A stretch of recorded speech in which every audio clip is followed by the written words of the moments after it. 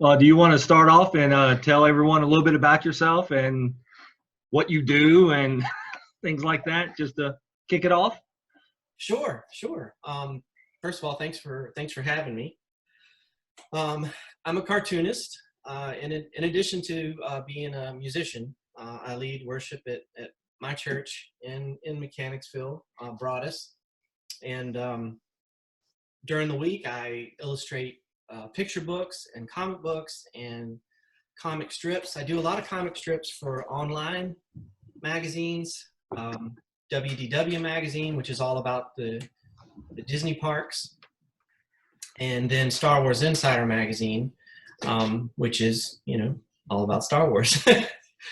So Monday through Friday, I'm at the drawing table, and I'm usually there I try to get started around 9:30, like after I've had a biscuit and sat for a while. Usually 9:30 to 5 is kind of what I try to keep. And it just depends. Like yesterday, I worked for a couple hours because I'm trying to get a book done. And it's nice to have that. There's Ellie Mae walking in. Maybe she'll sing for us later. But yeah, it's what I've always wanted to do. I love cartooning. That's definitely my passion. So I just draw all day. Sounds fun. I had a bad joke here because I had a Walt Disney magazine from like 1964 or something. I was going to hold it up and say, well, I can't find your stuff in here anywhere. But Jacqueline just rolled her eyes at me. So. Oh, I didn't get it. You had to explain it to me. Oh, yeah. Very cool. Yeah. That's awesome. So, yeah, we have a few things. I'm sure we'll go down memory lane a little bit here. We have some early Jamie Cosley stuff we'll get to. Oh, no. Maybe not early, but there's some, there's some decent 2000 stuff here. Maybe a little bit before. Things have changed. But yeah, it is. It's hard to believe how long I've been doing this. Because the journey began. I was actually in sales for quite a few years, outside sales, and I guess it was in 2008 when I lost my job, and we were kind of weighing, daycare because Ava had just been born, my daughter, and was like, man, we can't afford daycare. I said, let me see if I can make a go of this. See if I can get some work, and I was able to find a few things, and ended up staying home and keeping her. And and even in spite of everyone saying, well, how's that going to work out? She's a straight A student, so I must have done something right. Right. Yeah, I'm sure it was all you. It was all you.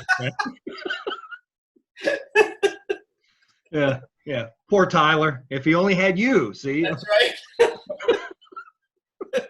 Well, he's a straight A student too. That's probably from Christy. But no, we had some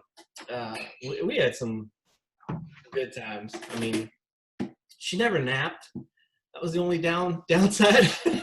So she was just constantly moving, and but yeah, we had a good time. Gotcha. So what made you want to get into cartooning and art?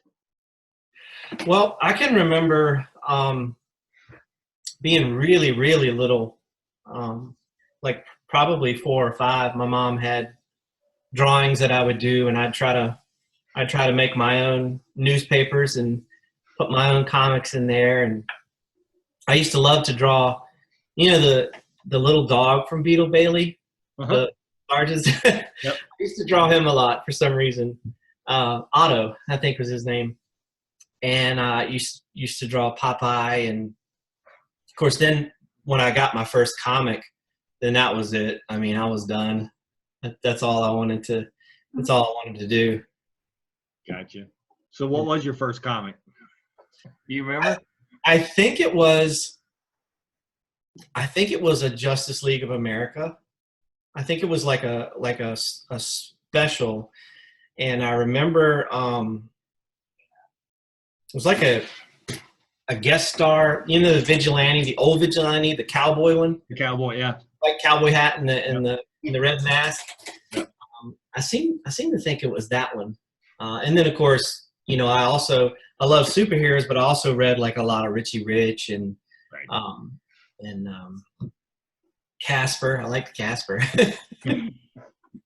All that stuff. Yeah, remember a lot of those old books. They still try to make a comeback every now and then.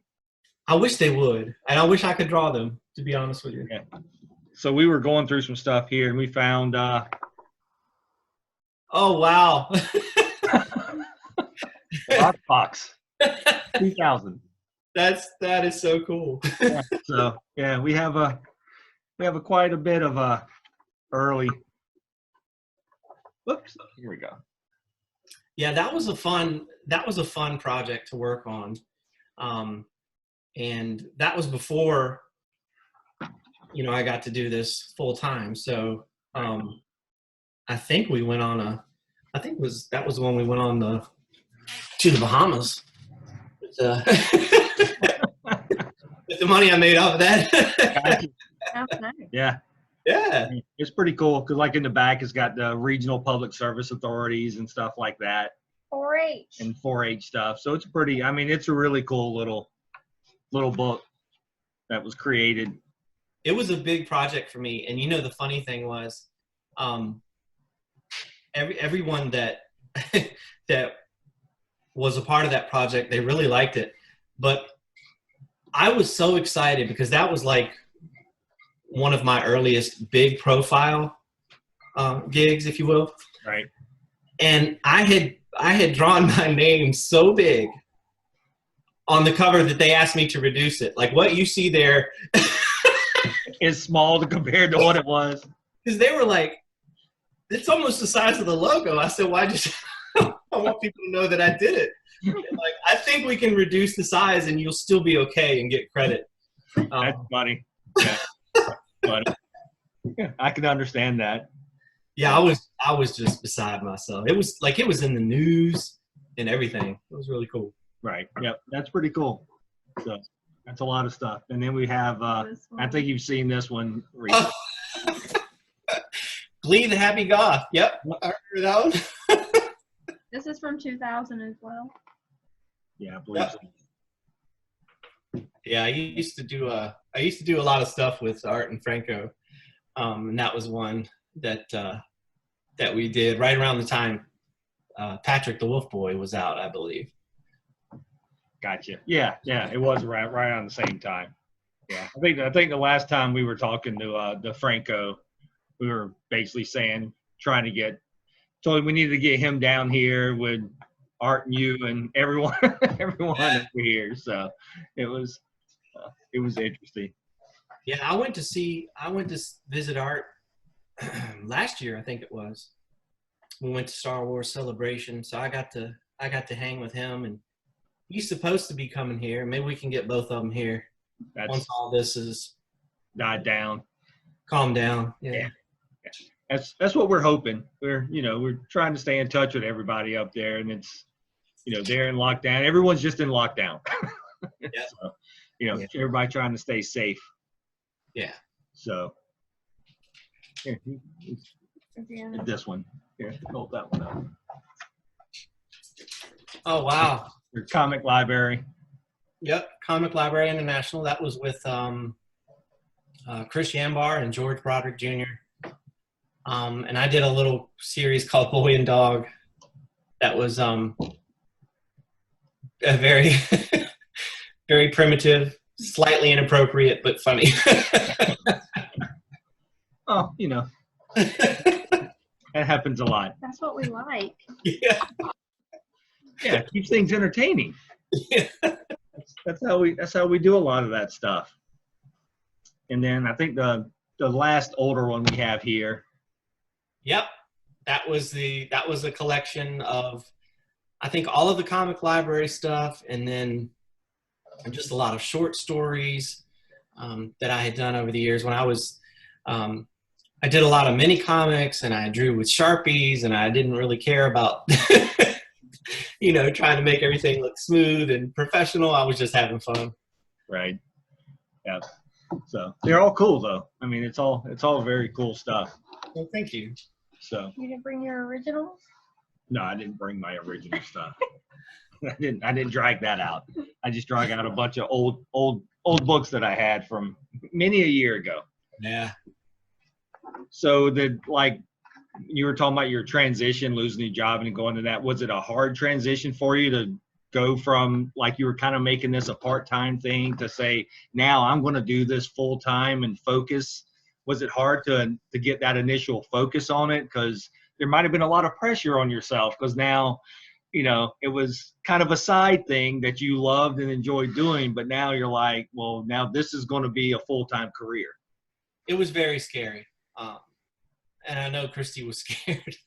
And, because I was in outside sales, and at that time I was making more money than I'd ever made. So I was up here and I just went, whew, just in an instant. And, because I can remember when the kids were really little, I was like, hey, you want to go to the library and rent some movies? And because they were free. Right. Yeah. It was tight.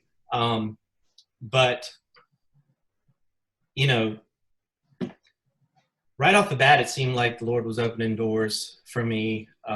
There was a guy in California named Pete Gonzalez that was starting up a company, and he hired me. And then I started doing lots and lots of picture books, and it was for first-time authors. And I was really inexpensive because I didn't know what I was doing. I was just trying to get work. And I remember one of my very first books. I was hired. I think I did the entire book for like $300 and no royalties. And that book sold over 20,000 copies. Wow. And so if I had just even, but again, I was just starting out. I was hungry. I was taking everything I could. And so I think that was, gosh, I'm trying to remember now, maybe 2012 that I started with the picture books, and I've illustrated over 40 in just that little bit of time. Right. Yeah, that's a lot. It was. I mean, just every day, and first time dealing with arm pain, like, oh my gosh, I can't lift my arm because you're just drawing and you're having a blast. But especially like when I transitioned to working with the computer, working with Photoshop. I was fortunate enough. My mom and dad bought me the computer and bought me Photoshop, and I had a buddy of mine named Eric Merced that literally took 2 days, and he was just like on the phone with me. Okay, this is how you do highlights, and this is how you save it, and this is how you flatten it. And I'm like, I just can't thank him enough because he really helped me get it done and look, more professional. I started using a brush pen, so it gave me a line work that looked more like a coloring book rather than, the Sharpies are kind of, right. They bleed, and it's just different. I still love those, and I'm still proud of them, but I've gotten a lot better, and because I've gotten better, I take a lot longer with stuff. So projects, like the last children's book I worked on, I spent 7 months. Wow. Yeah. Whereas when I was starting, I would knock out a book in 2 weeks. That's sun up to sundown, because I was like, okay, I did this, I want another one, Right. So yeah, it was definitely tough, but I love it. Cool. So just asking a style question for yourself. And I know you did a lot of stuff, in traditional art, but have you done any just like all computer art that you've turned in, or have you gone any of that route, or is it still all traditional? I work traditional when it comes to the line work. I do, pencil and brush pen, but everything is colored in Photoshop. And I'm able to send to all the magazines. I can send everything And but I've never done anything like I haven't gotten to the point where I wanted to buy a Cintiq and just get rid of paper, Right. because I just, old school. I like having the original artwork for one thing. Yeah. And I like being able to sell that. But I don't know, maybe one day. Yeah, that's one of the things that, that I'm sort of kind of like you, I'm old school. I like seeing the original art and all that, but I notice more and more people are transitioning over to the computer work and the digital artwork and stuff. And and it's beautiful stuff. And I like a lot of people who do that, but I miss that aspect of not being able to like contact them and go, can I get this piece of original art? It's just not a thing, Right. So Yeah. From what I've heard from my friends that are all completely digital, it's just increased their speed. I mean, they're able to go much faster. right. So maybe one day, but for right now, I have, I keep my originals, or I sell them. I've sold a few originals of the Star Wars strips. I've sold a few of those. Gotcha. And even then, you get really excited because, it's good money. But then you're like, oh, now I don't have it anymore. That's right. Yeah. All you now have is the magazine. That's right. Or scan. That's all you got. That's all I have. So. So how did you get into the Walt Disney and Star Wars aspect of everything? It's that's a pretty big deal, for a lot of people just from the outside. So for you to be able to have these characters that you can basically draw at least once a month or something like that, that's pretty impressive. That was huge. I tease my poor kids. They were so tired of hearing about it. Because I was like, your dad draws Star Wars. And they're like, yes, we know. We've heard about it nonstop. I actually started working for Topps.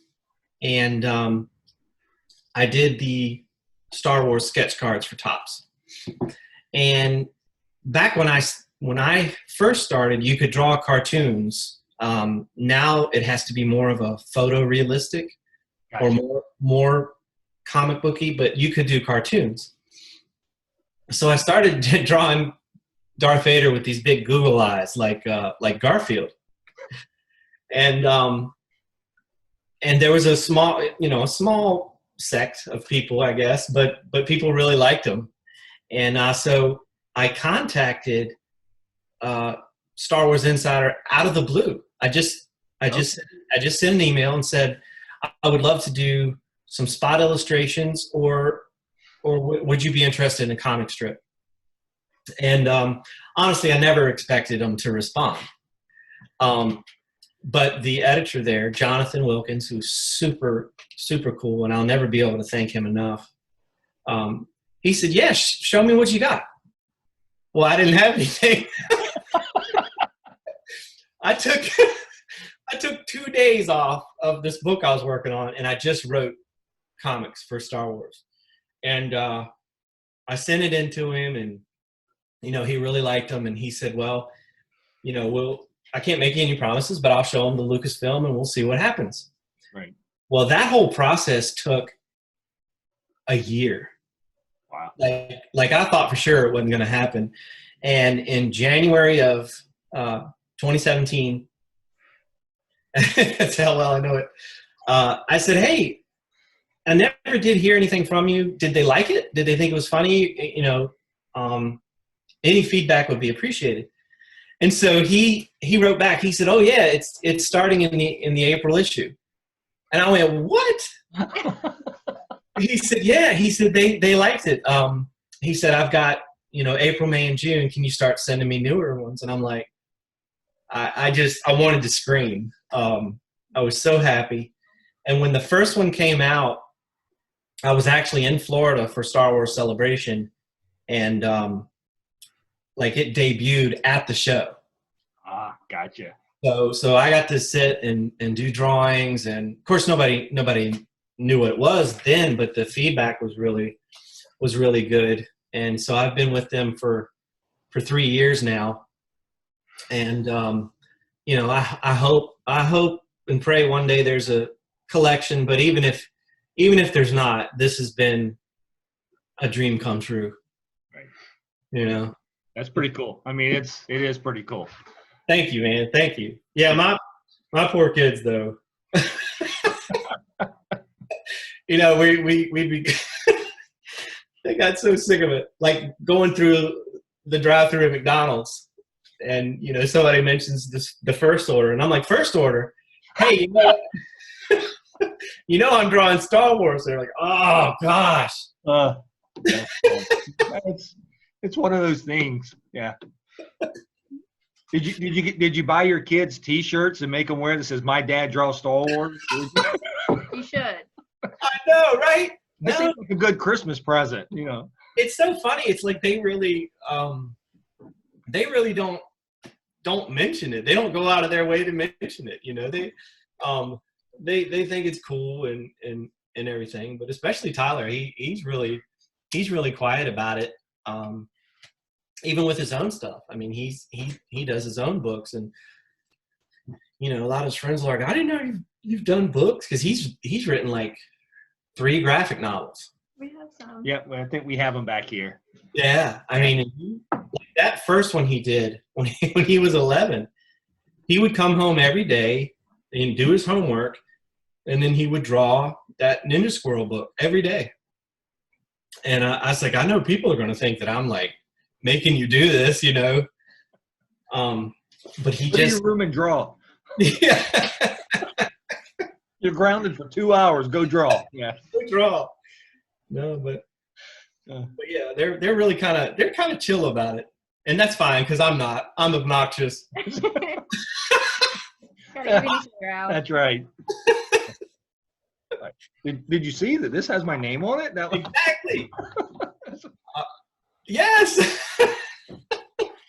Now, Walt Disney World magazine, that started as, it was digital only. And for a year, I guess it was a year or so, I just did it, for free, just to be a part of it. Gotcha. But then after that, it became a print magazine. I think the last time I talked to somebody there, it was like 17,000 subscribers or something crazy like that. And now, now I get paid. It's a normal part of my week to work on. When I first started, I thought I was going to get to draw Disney characters. And they said, no, you can't draw Mickey, none of that. And I said, well, what do I do? And so I had to come up with my own. So my son and I had the idea to create this little squirrel that lives in a tree inside Epcot. So he's already there. And so, gosh, I can't even remember how long I've been doing it. But some of the more recent ones, I've been able to interview like real Disney artists. Through Wally D. Wally D wants to be a Disney artist, so he interviews these people like Joe Kaminsky and Ashley Taylor. I've gotten to interview them, and they're so sweet. And their stuff is sold in the parks, on the cruise ships. So they're big deals. And Wally's like, I paint Disney characters on these little acorns, and then and then he throws them at people as they walk by. Because there's one strip where he's throwing them, and he's like, this guy right here, he has 2, and it's in his hair. And his friend's like, I don't think he enjoys that very much. And he goes, oh no, I forgot to sign it. So it's it's really just silly stuff like that. But I've got to meet a lot of really cool people. Like Joe Kaminsky, he and I are good friends. We talk all the time now. And that was started as an interview. So I'm just really grateful for that. That's very cool. Yeah. Yeah. Yeah. That's pretty neat. So what kind of stuff are you working on now? Well, I'm letting you plug yourself. So what kind? and you probably know, you're like, oh boy, I've heard about this. Tyler and I are wrapping up Blue Scar the Barbarian, which is my love letter to all things He-Man and the Masters of the Universe. It's a story of a little barbarian kid. He kind of looks like Dennis the Menace a little bit. And somehow he receives this sword that he thinks is a toy, and it ends up being the most powerful weapon in the universe. And there's this evil guy named Crimson, who's a cross between Skeletor, Darth Vader, and the Samurai Jack villain. What was his name? Oh, yeah. Aku, yeah. Takes me a second too, yeah. Yeah. So he's after it, and he's just a little kid, so he doesn't understand why. But I'll be actually finishing that this week. 21 pages are completed. I've drawn over 30, but we kept editing the book. Tyler is really, really good at writing stories that have a beginning, a middle, and an ending. Whereas I'm just more of a gag oriented type. I have ADHD, attention deficit hyper disorder. So he's constantly like, Dad, please stay focused. Because I'll say, oh, maybe we could. He's like, no more characters can be introduced in the first issue, okay? Because just stop. So he keeps me on task, which is really great. But we have had so much fun. We started writing at Christmas time when he was home from school, and I actually started drawing it in January. And we were going to have it out for Heroes Con. That was the goal. And then, of course, the world changed. Yep. So we made a lot of changes. We kind of streamlined the story. I will say every character in the book, even though they seem to be minor, they are significant to the overall story that we've kind of laid out. So it's really fun. I don't think I've ever worked this hard on a personal comic book project. And I wanted to have things like, there are certain, in the old He-Man cartoons where they would use the certain stock animation that they'd use every episode, like whether it's him holding the sword up or Right. him running. Right. Well, I have certain panels that I'll reuse. And I'm like, this is just, hopefully, if I do it right, it's gonna remind people of these cartoons, or hopefully introduce a whole new generation into Filmation. Because when I was young, I knew that Filmation wasn't Disney, Right. but I also knew, even when I was really young, well, these guys probably don't have the money, so they're doing the best with what they have. Right. And a lot of the people that got started there are now, like Paul, was it Paul Dini? Yeah. He started at Filmation. So, I'm hoping I'm hoping it will be received well. I know I'm having a blast drawing it. So what's you're gonna be your release on that now, since Heroes Con is not going to be a thing? Yeah, we are shooting to have that ready to ship on July 25th, which is Tyler's birthday. Gotcha. We wanted to do that for his birthday. So, and I'm basically finished. We're just going back and tweaking things. A little paragraph of dialogue. We're sitting there going back and forth. No, that doesn't sound ridiculous enough. Let's come up with something else. So we found a printer that we're going to go with, and what I'm going to do is try to sell, online, and then maybe print 15% over that. Because I don't have the room for a whole lot of stock. I can't do like years ago you'd have to buy, 5,000 if you want. Right. You want to do something, that's right. Yeah. Now you can get 100 and that's it. So yeah, but we're hoping to have it all ready July 25th. Gotcha. All right. Well, just let us know because we're going to order some for here. So Yes. put it with our Jamie Cosley stock over here. Yes. You have your own little cube. Oh, that's awesome. Yeah. Well, I hope that, one day hope to get back out there. Things get a little bit, get a little bit better. Yeah.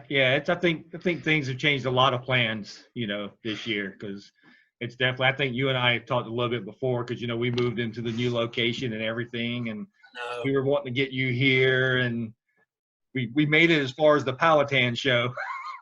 Exactly. But then fun. That was a neat little show. Yeah. It's just like everybody else, we're trying to do what we can for these school systems and counties to try to bring, a lot of these people, like in Powhatan, that's why it was really important. It's important for us as Richmond Comics to try to put something like that on and help the school and do all that. But that's why it's so important for like somebody like yourself, when you come out to these shows, it's big for these kids because, they don't necessarily living in Powhatan. They don't necessarily make it out to one of the other type of shows or, because it's a free school show that we do. And everyone like yourself, once again, like I said, volunteers their time. And it's a big deal for these kids. And so, it means a lot to them. Well, I miss because I had gotten to a point where I was doing quite a few author visits too at schools. So Gotcha. it's kind of sad to not be able to do those things, but it could always be worse. You just take each day and be grateful for what you have and, Yep. and who you have, and do things like this. And exactly. That's I mean, you're exactly right. So that's kind of what we're doing, and still kind of helping out where we can, helping people out where we can, and moving on.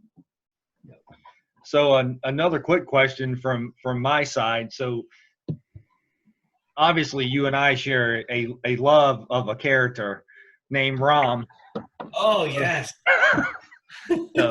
So we have that going for us. That's still one of my greatest character loves is him. And like I said, I know you have that too. So what made you come up with Rom Thumb?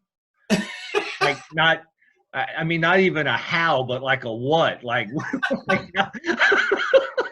I mean, it's great. I love it. It's just, it's like, huh. It was all around the time of the Star Wars.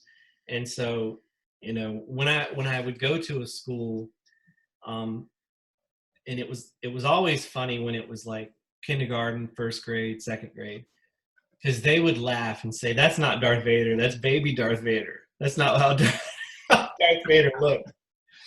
And so, I had started getting back into collecting ROM, and I just said, well, he's such a tough character to draw. I mean, you would think it would be easy. Yeah. But man, he's such a tough character. And I thought, well, what would he look like if you tried to make him squishy? And then Rom Thumb just kind of came to mind. And I would send stuff all the time to Chris Ryle at IDW. Right. And this was another thing that, he's so nice. I mean, I'm sure, because I've never actually worked for them. I just, know Chris and talk to him.